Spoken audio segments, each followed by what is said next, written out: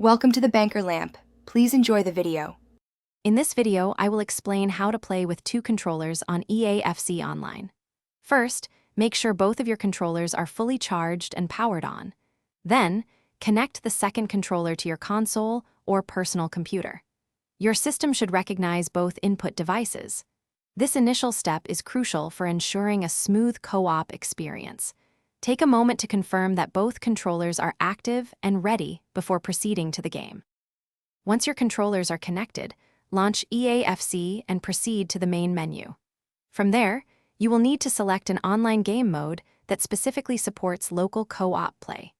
Common options include online friendlies or co-op seasons, which allow multiple players on one console to join an online match. Carefully choose the mode that best suits your desired online experience. After selecting your online mode, you will enter a lobby. Here, you can invite your online friend to join your session. Crucially, ensure that both local players, meaning you and your friend on the same console, are assigned to the same team.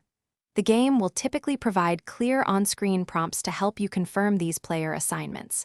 Double-check this step to avoid any confusion during the match. Finally, once everyone is in the lobby and player assignments are confirmed, take a moment to verify that all players are ready and on the correct team. The host player, who initiated the game, will then have the option to start the match. With everything set, you can now enjoy playing EAFC Online Co-op with a friend right from your local setup. Have a fantastic time competing together.